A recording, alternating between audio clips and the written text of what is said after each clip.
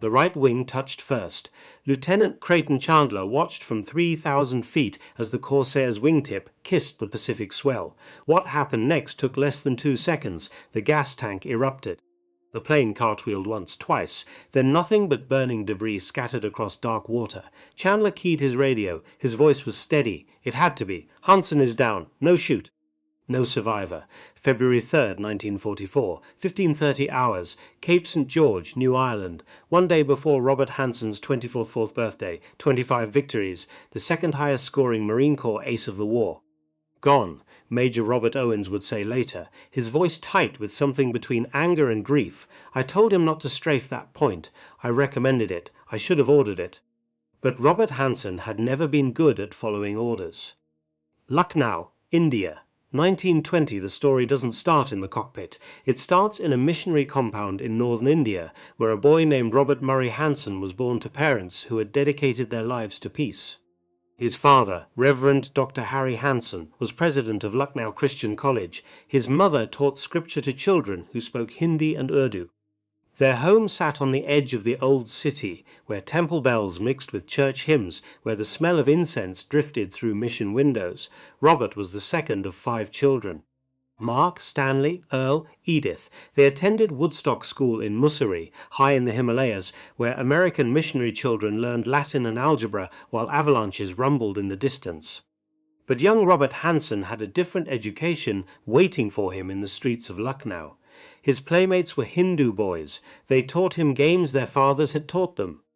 And when Robert showed interest in their traditional wrestling, Pelwani, the local masters, took notice. The boy was quick, fearless. He didn't cry when thrown. He got up and charged again. By 15, he was winning local matches. By 17, he held the light heavyweight championship of the United Provinces of Agra and Oud. By 18, he added the heavyweight title, a missionary's son, a provincial wrestling champion. The contradiction was planted early. His mother would find him in the evening, knuckles scraped, reading his Bible. She never understood how the same boy, who memorized verses about turning the other cheek, could step into a ring and fight with such controlled violence. Robert never tried to explain it. He lived it, 2 worlds in one body.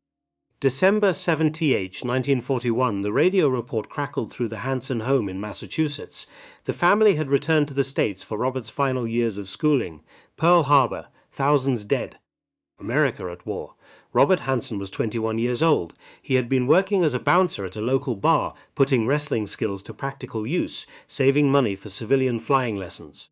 The decision took him less than an hour. He walked into the Marine Corps recruiting station on December 9th. They accepted him immediately. Young, strong, unafraid. Perfect. What they couldn't see in that recruiting office was the wrestling ring discipline, the Indian streets toughness, the missionary compound contradiction, the boy who had learned violence while being taught peace, the young man who could recite scripture while calculating how to break an opponent's guard. Flight training began immediately. Corpus Christi, Texas. Long days, longer nights. Robert Hanson flew like he wrestled, aggressive, instinctive, unwilling to quit. His instructors wrote in their reports exceptional reflexes, natural aggression, tendency to disregard formation protocols. That last line was both observation and warning. On February 19, 1943, exactly 1 year and 12 days after Pearl Harbor, 2nd Lieutenant Robert Murray Hanson received his wings and commission, service number 0019154. He was assigned to Marine Corps Air Station Kearny Mesa, San Diego. Then orders came, 1st Marine Aircraft Wing, South Pacific deployment. The real war was waiting. Solomon Islands, June 1943. The heat hit him first, then the smell. Jungle rot, aviation fuel, coral dust, and something else. The particular scent of a forward combat zone where men lived in tents and flew every day and sometimes didn't come back. Robert Hanson was assigned to Marine Fighting Squadron 214, VMF 214, call sign the Swashbucklers. This was before Pappy Boyington, before the Black Sheep legend. These were the original 214, workmanlike, efficient, deadly. Hanson's first flight was a patrol, routine. Bring. He returned frustrated. His second flight, they saw zeros. The engagement lasted 4 minutes. Hanson fired 847 rounds. He claimed no kills, too inexperienced to know if his bullets had connected, but his wingman confirmed hits on a Japanese fighter that trailed smoke toward the ocean. Probably destroyed, the intelligence officer wrote. Probably wasn't enough for Hanson. He flew every mission he could, volunteered for extras. His squadron mates noticed. Some admired it, others worried. "He flies like he's got nothing to lose," one pilot said. But that wasn't quite right. Hanson flew like he had everything to prove. By August, he had 2 confirmed kills. By September, 3 more. 5 victories. Ace status, VMF 214's newest ace. And then, on his celebration flight, something happened that should have killed him. Japanese patrol caught his division by surprise. Hanson broke formation, instinct, not tactics, and pursued a zero into a cloud bank. When he emerged, 3 more Zeros were waiting. They shredded his Corsair, engine shot, hydraulics gone, smoking falling 7,000 feet over enemy-held water. Robert Hanson ditched the F-4U and climbed into his life raft. He was 15 miles from friendly territory. Japanese patrol boats worked these waters. He sat in that raft for 6 hours. And he sang, "You'd Be So Nice to Come Home To," Cole Porter, over and over, his voice carrying across empty ocean while sharks circled and the sun cooked his skin. A destroyer spotted him just before dark, USS Sigourney. They hauled him aboard, gave him water, asked if he was all right. "Fine," Hanson said. "When's the next flight?" The ship's doctor recommended a week of rest. Hanson took 2 days. The pattern was established. Reckless aggression, impossible survival, immediate return. His squadron mates started calling him lucky. But squadron commanders started calling him something else. A problem. October 1943. VMF 2 and 15, the transfer orders came through in October. Robert Hanson, 5 victories, 1 crash, 0 interest in playing it safe, was reassigned to VMF 215, the Fighting Corsairs, Vella La Vella Island. The squadron commander was Major Robert G. Owens, Jr. He had 7 kills of his own and a reputation for running a tight, disciplined unit. He read Hanson's file. Then he called him in. "Lieutenant, I've read your record. Impressive kill count. Also impressive number of times you've broken formation, violated tactical doctrine, and nearly gotten yourself killed." Hanson stood at attention, said nothing. "In my squadron," Owens continued, "we fly as a team, we follow orders, we bring our pilots home. Understood?" "Yes, sir." "You'll fly wing for Captain Spears until I'm convinced you can handle independence responsibly." Harold Spears was VMF 215's senior flight leader. 15 kills, methodical, calm, everything Hanson wasn't. Their first flight together, Spears gave the brief, "Stay on my wing, watch my signals, don't chase unless I clear you." Hanson nodded. They encountered a Japanese patrol 20 minutes into the mission. Spears positioned perfectly, took his shot, splashed a zero, clean, efficient. Hanson saw another zero diving toward friendly bombers below. He broke formation. Spears' voice crackled over the radio, "Hanson, return to position." But Hanson was already in the dive. The zero never saw him coming. 3-second burst. The enemy fighter disintegrated. When they landed, Owens was waiting. "1 week grounded," he said. Hanson took it without complaint, used the week to study tactics, clean his guns, and plan how to hunt more effectively. Captain Donald Aldrich, another VMF 215 ace, watched from a distance. He'd seen pilots like this before, talented, fearless, doomed. "He's going to be spectacular," Aldrich told Spears. "Right up until he's dead." Spears disagreed. "He's going to be spectacular, that's all." Some men are built different. October became routine. Patrols, escorts, small engagements. Hanson added 2 more kills. Patient, controlled. Owens started to relax. Maybe the transfer had worked. Maybe Hanson could be disciplined. Then November arrived, and everything changed.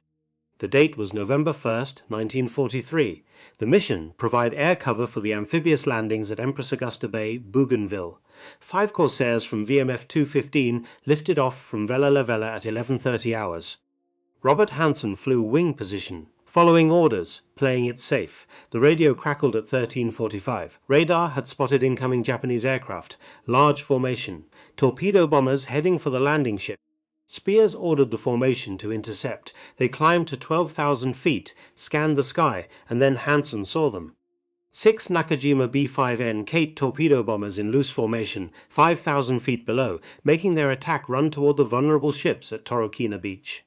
Hanson's voice came over the radio, calm and certain. 6 Kates, low and fast, I'm engaging. Before anyone could respond, he rolled inverted and dove, straight down, alone, into 6 enemy aircraft. Everything they'd told him not to do, everything he was born to do. The boy from Lucknow became the butcher, and the real war began. The dive took 8 seconds. Robert Hanson's Corsair screamed down through 12,000 feet of empty sky, the Pratt & Whitney R2800 engine howling, the inverted gull wings carving through air like a falling axe. The Japanese Kate bombers flew in loose formation, unaware. Their rear gunners faced backward, watching for threats from behind, not from above, not from one suicidal American. Hanson lined up the trailing Kate in his gun sight. Range 400 yards, closure rate 300 knots. The 6 Browning 50 caliber machine guns were loaded, 2,340 rounds total. About 30 seconds of fire. He wouldn't need 30 seconds. At 200 yards he pressed the trigger. The Corsair shuddered. Tracers arsed forward. The Kate's tail section disintegrated. The bomber shook, yawed left, then nosed over trailing fire. The rear gunner in the next Kate saw him coming. Hanson felt the impacts before he heard them. Thunk, thunk, thunk. 7mm rounds punching through his Corsair's fuselage. One clipped his canopy, another slammed into the engine cowling, but he was already firing again. The second Kate's fuel tank exploded. Orange fireball at 4,000 feet, debris tumbling toward the ocean. The remaining 4 Kates scattered. 3 jettisoned their torpedoes early, splashing harmlessly into the bay, and broke for the clouds. The 4th tried to run. Hanson caught it at 2,000 feet, 3-second burst. The Kate's wing folded. The bomber spun into the water. 3 confirmed. 3 more torpedoes prevented from reaching American ships. And then Hanson's engine coughed. Smoke poured from the cowling, oil pressure dropping, temperature spiking. The rear gunner's rounds had found something vital. His radio crackled, Spear's voice tight with urgency. "Hanson, you're trailing smoke." "Get altitude, head for base." But the engine was dying. No altitude, no base. Hanson checked his position. 15 miles offshore. Enemy-held waters. Japanese patrol boats would be scrambling. He had maybe 2 minutes of power left. "I'm going in," he said into the radio. His voice was calm, matter of fact, like announcing a course change. He ditched the Corsair at 14:22 hours. The F4U-1, Bureau number 7472, hit the Pacific at 60 knots. The impact was brutal. Hanson's head snapped forward against the gun sight. Blood filled his mouth, but training took over. Release harness, kick open canopy, grab life raft. The Corsair was sinking fast. He scrambled out, pulled the CO2 cartridge. The raft inflated with a hiss. He climbed aboard and watched his fighter slip beneath the waves. 15 miles from friendly ships. 6 hours until dark. Japanese patrol boats somewhere in these waters. Robert Hanson was 23 years old. He had just achieved ace status, 5 confirmed victories, and he was utterly alone. He started singing, "You'd be so nice to come home to." The Pacific sun is pitiless. By hour 2, Hanson's lips were cracked and bleeding. By hour 3, his skin was blistering. The small emergency kit contained no water, no shade. Just flares, a fishing line, and a .38 revolver with 6 rounds. The singing helped, kept his mind occupied, kept the panic away. "You'd be so nice to come home to." A dorsal fin cut the water 30 yards away. Then another, sharks, attracted by the blood in the water, his blood, from the split lip, dripping into the ocean. Hanson didn't move. Didn't splash, just sat still and kept singing, quieter now. The fins circled, then moved on. Hour 4, he saw smoke on the horizon, a ship, moving fast, Japanese or American. Too far to tell. He waited. If Japanese, he'd use the revolver, 6 rounds, 5 for them, 1 for himself. Standard procedure. The Marines didn't leave men for interrogation, but the smoke turned. Changed course, heading away. Hour 5, the sun began its descent. The water turned from blue to gold to dark grey. If night came and no rescue arrived, the chances dropped to almost 0. Hanson stopped singing, started praying. Not missionary prayers, wrestling prayers, the kind you say before a match you might lose. "Not yet. I'm not done yet." Hour 6, a shape appeared on the horizon. Sleek, fast, destroyer. Hanson fired a flare. Red smoke asked into the darkening sky. The destroyer turned. USS Sigourney, DD-643, American. They hauled him aboard at 2018 hours. 6 hours, 12 minutes in the water. A Navy corpsman checked him over. Severe dehydration, 2nd-degree sunburn, minor concussion, split lip. The ship's doctor ordered a week of rest. "When's the next flight?" Hanson asked. The doctor stared at him. This pilot had just survived being shot down over enemy waters, had floated for 6 hours with sharks circling, and wanted to know about his next mission. "You need rest, Lieutenant." "I need a plane." 2 days later, Robert Hanson was back in the cockpit.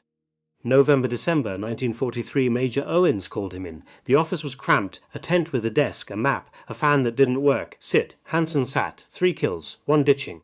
6 hours in the water. And you're back flying 2 days later. What am I supposed to do with you? Let me fly, sir. Owen studied him. This young pilot, with the missionary background and the wrestler's build and the absolutely unshakable belief that he was invincible.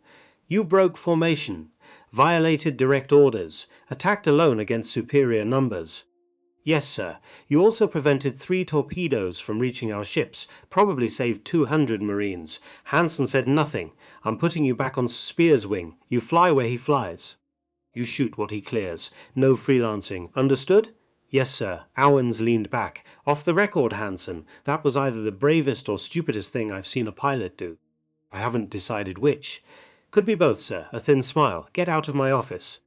But something had changed in Robert Hanson. Aldrich noticed it first. They were in the mess tent, eating canned hash that tasted like rust and rubber. He's different, Aldrich said to Spears. How? Keita watches things, like he's calculating. Spears had noticed it too. Before the ditching, Hanson had been aggressive but reactive. Now he seemed to be thinking 3 moves ahead. Studying patrol patterns, memorizing cloud formations, learning where Japanese fighters like to ambush. He's hunting, Spears said. That's what worries me. December brought rain. Miserable, endless tropical rain that turned the airfield into mud and grounded most missions. But when the weather cleared, VMF 215 flew. December 23rd, fighter sweep over New Georgia. Hanson spotted a Kawasaki Ki-61 Toner TA Japanese Army fighter, fast and deadly, making a run at American bombers. He didn't ask permission, didn't break formation loudly. Just eased out of position, climbed 300 feet, and dropped on the Tony from above. The Japanese pilot never saw him. Hanson's first burst hit the cockpit. The Tony rolled inverted and fell. Kill number 6, December 27th. Another sweep, another 0. Hanson positioned perfectly, fired a 2-second burst, watched the Zero's wing separate from the fuselage. Kill number 7. Owens stopped trying to control him. Spears stopped expecting him to follow formation. They just let him hunt. He's going to die doing this, Aldrich said one night, drinking whiskey that had been smuggled in from Australia. Maybe, Spears replied. But God help the Japanese until he does. January 1944, the new year arrived with orders. VMF 215 was moving to Torokina Airfield on Bougainville, closer to Rabaul. Closer to the largest Japanese air and naval base in the South Pacific, closer to target-rich environment. Hanson volunteered for every mission. Morning patrols, afternoon escorts, evening sweeps. If there was a plane available and a mission posted, Hanson flew it. The other pilots started tracking his count. 8, 9, 10. Owens pulled him aside. You're pushing too hard. The human body has limits. Not yet, sir. When? Hanson smiled. Tired, certain. I'll know. January 14th, 1944. Simpson Harbor. The mission brief was straightforward. Escort TBF Avenger torpedo bombers on a strike against Japanese shipping in Simpson Harbor. Expected heavy resistance. 24 Corsairs. 12 Avengers. In and out fast. They launched at 0930 hours. The flight to Simpson Harbor took 40 minutes. Hanson flew in the high cover section, 4 Corsairs at 15,000 feet, providing top protection. The Avengers made their runs at 10:18. Torpedoes dropped. 2 Japanese freighters hit, 1 destroyer damaged, and then the sky filled with Zeros. 30, maybe 40 Japanese fighters diving from 20,000 feet. Perfectly executed ambush. The radio erupted with calls. Zeros high, breaking left. I'm hit. The formation shattered, Corsair scattered, some dove with the Avengers. Others climbed to meet the threat. Hanson did neither. He saw a group of 6 Zeros positioning to attack the Avengers from below. If they completed their run, at least 3 torpedo bombers would be lost. He rolled inverted and dove, alone, again. The first Zero never knew what hit him. Hanson's gun spoke for 2 seconds. The Zero exploded. The second Zero broke right. Hanson followed, pulled lead, fired, hits along the fuselage, smoke. The Zero fell away spinning. The remaining 4 Zeros saw him now.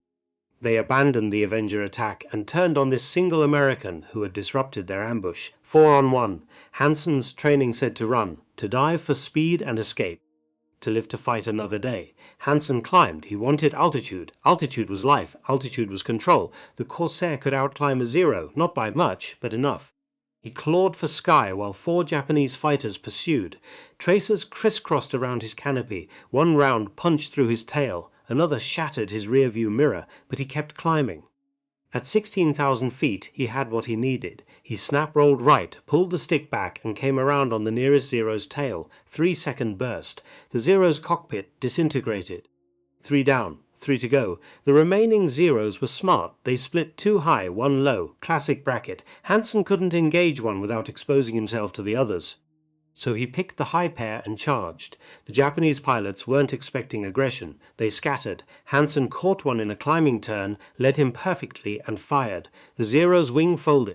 4 down. Now 2 Zeros left. Hanson's ammunition counter was running low, maybe 10 seconds of fire remaining. The 2 Zeros tried to sandwich him, one ahead, one behind, but Hanson knew this geometry. Knew it from wrestling, from the ring. 2 opponents meant one was always out of position. He feinted toward the one ahead, then snap-rolled and dove on the one behind. The Japanese pilot tried to brake. Too late. Hanson fired his last ammunition. 5 seconds. The Zero's engine caught fire. 5 kills. But now he was out of ammunition and low on fuel. And still 40 miles from base. He pointed the Corsair southeast and prayed the engine would hold. It did. He landed at Torokina with enough fuel for maybe 5 more minutes of flight. The ground crew counted the holes in his Corsair, 27. Hanson's total, 12 confirmed victories. That night, Aldrich sat with him outside the tent. Neither man spoke for a long time. Finally, Aldrich said, 5 in 1 engagement, separated from your squadron, out of formation, out of ammunition. You should be dead. I know, so why aren't you? Hanson looked at the stars, the same stars that had watched him drift alone at sea, the same stars that had seen him dive alone into 6 torpedo bombers. I don't know, he said quietly. Maybe I'm not supposed to be yet. January 24th, 1944. The Medal of Honor Day 10 days after Simpson Harbor, Robert Hanson did it again. The mission was high cover for another bomber strike on Simpson Harbor. VMF 2 of 15 launched 20 Corsairs. Hanson flew in the lead division with Spears. They were deep in enemy territory, 60 miles from base, when the Japanese interceptors appeared. 15 Mitsubishi A6M Zeros, climbing from below, positioning to attack the bombers. The Corsairs dove to intercept. The engagement was supposed to be coordinated, divisions working together, mutual support. But Hanson saw something the others didn't. 3 Zeros had broken off from the main group. They were climbing on a different vector, positioning for a rear attack on the bombers after the main force engaged the Corsair escort. Smart tactics. If they succeeded, the bombers were finished. Hanson broke formation. Spears' voice, "Susan, where are you going?" No answer. Hanson climbed, solo, toward 3 enemy fighters who hadn't seen him yet. He came from above and behind, the classic bounce. The Zeros were so focused on their attack setup they never checked their 6. First 0, 2-second burst. Engine fire, down. Second 0, turned hard right when he saw his wingman die. Hanson followed through the turn, pulled lead, fired, hits along the wing route. The 0 snap-rolled and fell. Third 0 finally reacted. Broke hard left, tried to dive away. But Hanson was in the zone now. That place where time slowed, where every movement was precise, where the plane became an extension of his body. He followed the dive, stayed glued to the Zero's tail, waited until the range was perfect, 1-second burst. The 0 exploded, 3 down, but now the main group of Zeros had seen him. 12 Japanese fighters abandoned their bomber attack and turned on this single American who had just killed 3 of their number, 12 versus 1. Hanson didn't run, he climbed again. Always climb. Altitude equals life. The Zeros pursued, faster in the turn, more maneuverable at low speed. But Hanson wasn't turning, he was climbing straight up, using the Corsair's superior power. At 18,000 feet he had enough separation. He snap-rolled, dove back through the 0 formation, and fired at a target of opportunity. Hits, smoke, probable kill. The Zeros scattered, confused. Who was this pilot? What was he doing? Hanson knew what he was doing. He was buying time. Every second he kept these Zeros engaged was a second they weren't attacking the bombers. He climbed again. The Zeros followed. At 20,000 feet he saw his opening. 1 0 had separated from the pack. Too eager, too aggressive. Hanson reversed hard. The G-forces slammed him into his seat.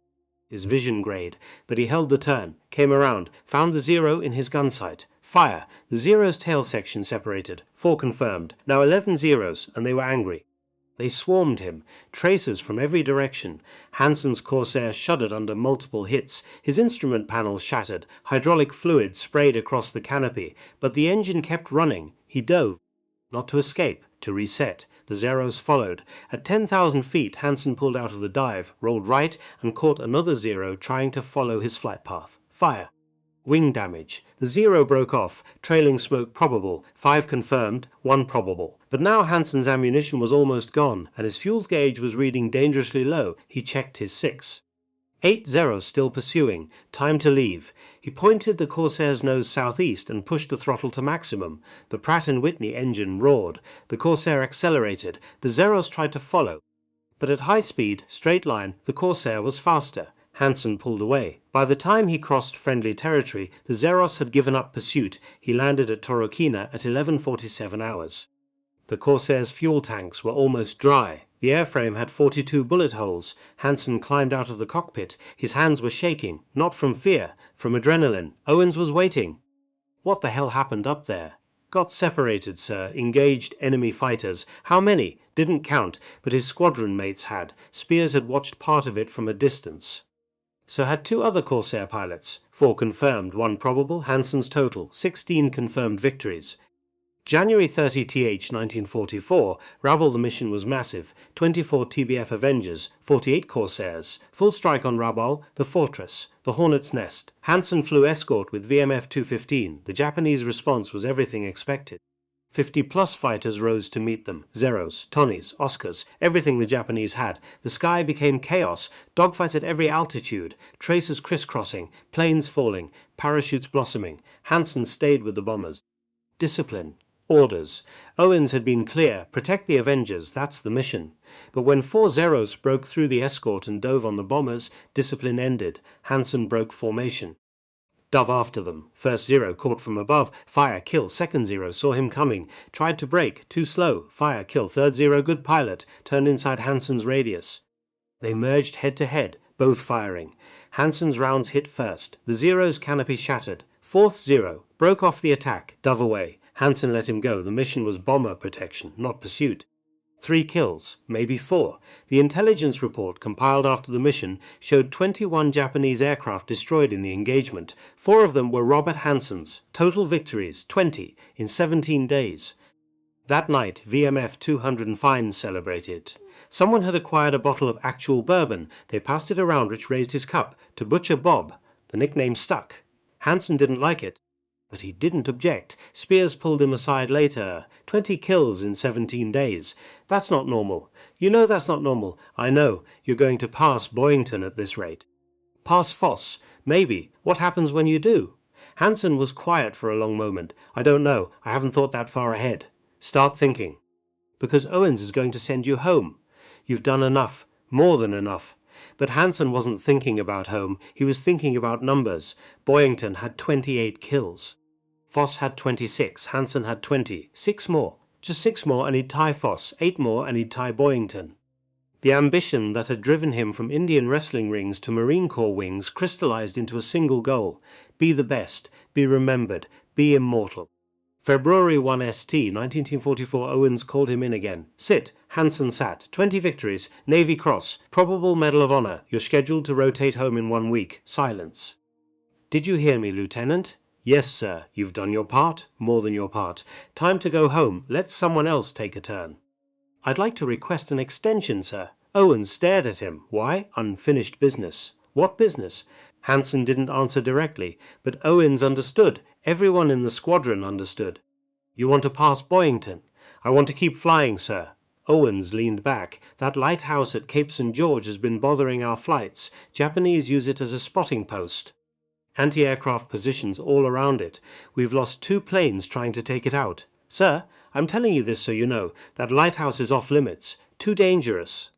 Not worth the risk. We're going to bypass it and let the Navy deal with it eventually. The warning was clear. Understood, sir. Is it?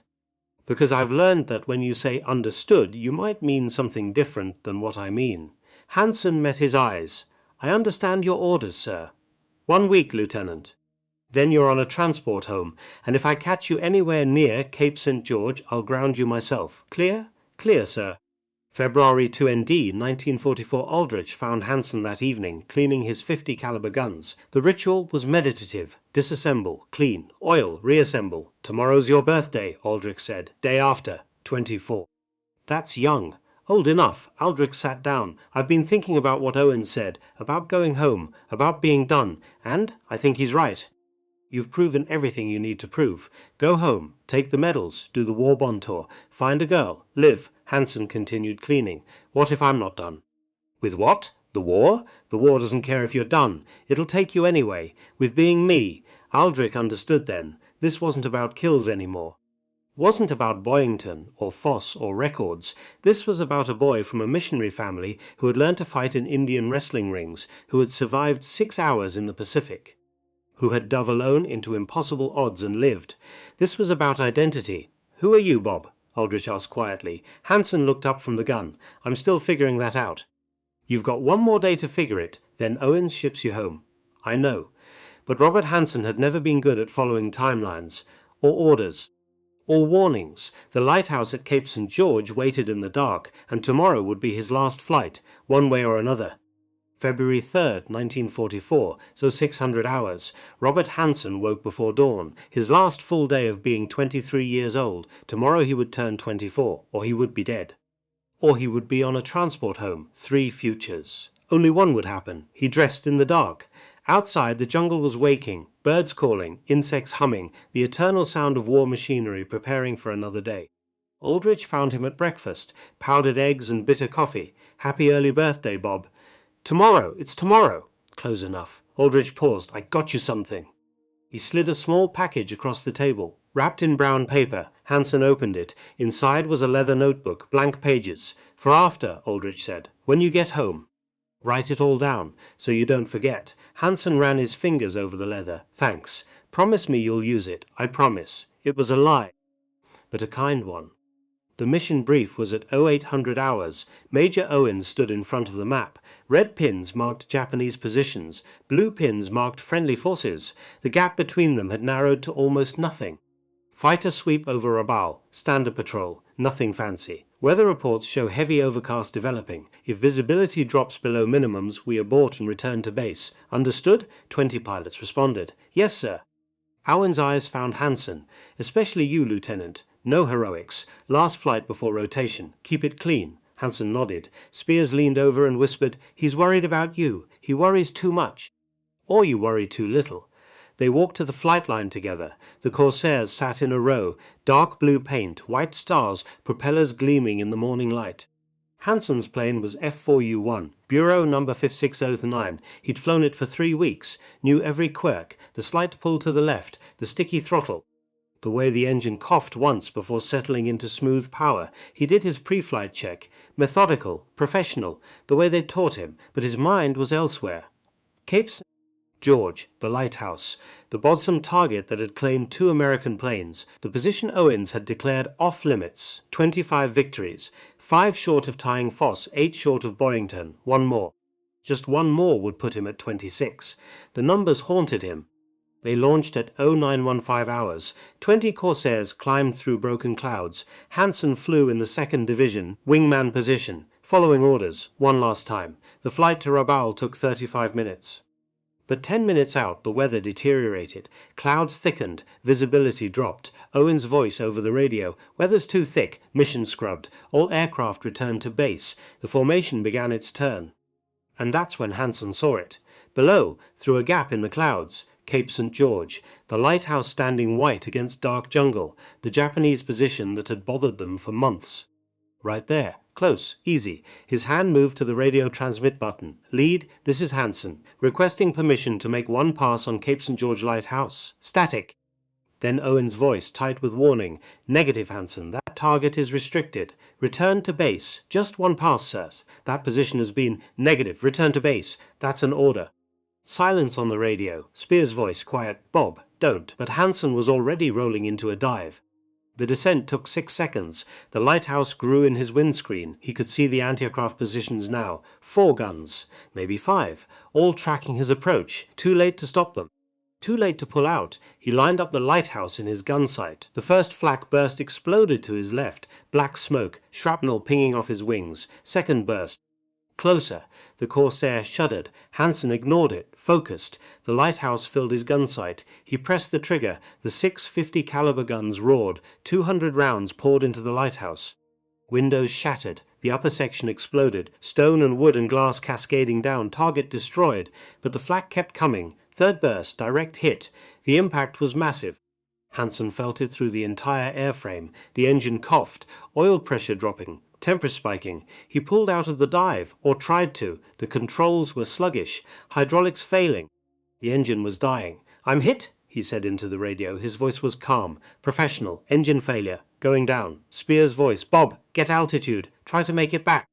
But there was no altitude to get. The engine quit completely. Propeller windmilling. The Corsair became a glider, a very heavy, very inefficient glider. Hanson checked his position, 3 miles offshore. Rough seas. Swells running 10 feet. He'd done this before, November 1st. 6 hours in a life raft. Rescue, survival. He could do it again. "I'm ditching," he said. 3 miles southwest of Cape St. George. "I've got you," a voice replied. Chandler, Lieutenant Creighton Chandler. "I'm coming down with you." Hanson lined up his approach, into the wind, between the swells. Everything by the book. The water rushed up. Lieutenant Chandler watched from 1,500 feet. He saw Hanson's Corsair gliding down, saw the approach, perfect angle, perfect speed, saw the moment just before touchdown when everything should have worked. But the right wing caught a swell. Just a touch, just the tip of the wing kissing the crest of a 10-foot wave. But at 60 knots, it was enough. The Corsair cartwheeled, the right wing dug in, the fuselage whipped around, the fuel tank, still containing 30 gallons of aviation gas, ruptured and ignited. Orange fireball, black smoke. The plane somersaulted once, twice, then disintegrated. Debris scattered across dark water. Burning fuel spread in a slick. Pieces of wing, pieces of fuselage. No parachute, no life raft, no pilot climbing free. Just wreckage. Chandler dove lower, circled the crash site. His eyes scanned desperately for any sign. A yellow life raft, a swimming figure. Anything, nothing. He keyed his radio. His voice shook for the first time in his flying career. "Hanson is down. I saw the crash. No survivor, no chute. He's gone." The radio went silent. Then Owen's voice, flat and hard. "Confirm?" "Confirm, sir. Aircraft disintegrated on impact. No possibility of survival." Back at Torokina, in the operations tent, Major Robert Owen stood very still. Around him, pilots and ground crew had stopped working, everyone listening. Spears' voice over the radio, barely audible. "Jesus Christ!"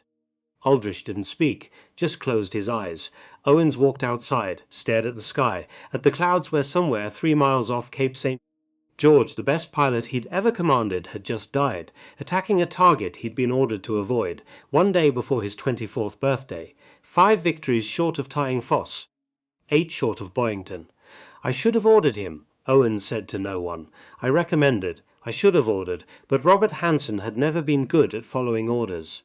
February 4th, 1944, the birthday that never came. VMF 2 and 15 held a memorial service at sunset. No body, no remains, just an empty chair and a helmet and a pair of wings. Spears spoke first.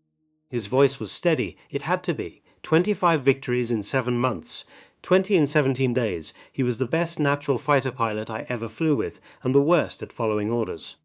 A few pilots laughed. Quiet, sad. Aldrich spoke next. "Bob Hanson grew up in India, son of a missionary. He told me once that his father preached peace and his wrestling coach taught violence. He never figured out which one he believed. Maybe he didn't need to. Maybe he was both." Owen spoke last. "Lieutenant Hanson disobeyed a direct order today. He attacked a restricted target. He got himself killed. Silence. He also destroyed that lighthouse. The one that's been killing our pilots for 3 months. The one the Navy said would take a battleship to eliminate. 1 pilot. 1 pass. Done." Owens looked at the empty chair. "I'm recommending him for the Medal of Honor, not for today, for January 24th, when he fought alone and saved our bombers. But I'm also noting in my report that he died because he couldn't stop fighting, couldn't stop pushing, couldn't accept that he'd done enough." He paused. "Some men are born for war. Bob Hanson was one of them. The problem is, war eventually takes what it creates." August 19th, 1944, Boston Common, Massachusetts. Major General Louis G. Merritt stood on a platform. In front of him, Robert Hanson's mother. Behind her, hundreds of people, civilians, veterans, strangers who had read about the ace from India. The Medal of Honor citation was read aloud. "For conspicuous gallantry and intrepidity at the risk of his life above and beyond the call of duty." November 1st, 6 torpedo bombers, alone. January 24th, hostile interceptors, cut off from his division, 4 Zeros destroyed, fearless in the face of overwhelming odds. Mrs. Hanson accepted the medal. Navy Cross too, Purple Heart with Gold Star, all posthumous. The crowd applauded, but she didn't hear them. She was remembering a boy in India, playing with Hindu children, learning to wrestle, coming home with scraped knuckles and reading his Bible like nothing had happened. 2 worlds, 1 son, gone.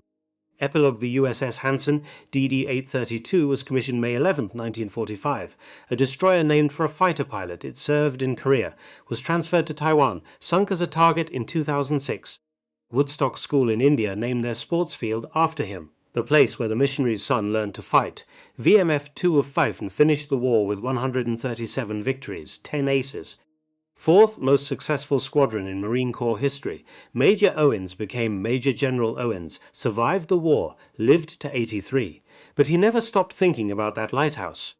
I should have ordered him, he said in a 1985 interview, but I don't know if it would have mattered. Bob Hanson was going to do what Bob Hanson was going to do. Men like that. You can't control them. You can only point them at the enemy and hope. Spears and Aldrich both survived. Both became aces. Both credited Hanson with teaching them aggression. He showed us it was possible, Spears said, to dive alone, to attack superior numbers, to win when you shouldn't. He paid for those lessons with his life, but the lessons worked. Robert Murray Hanson, born in India, champion wrestler, missionary's son, Marine Corps ace, 25 victories, 204 days of combat, 23 years old. They called him Butcher Bob.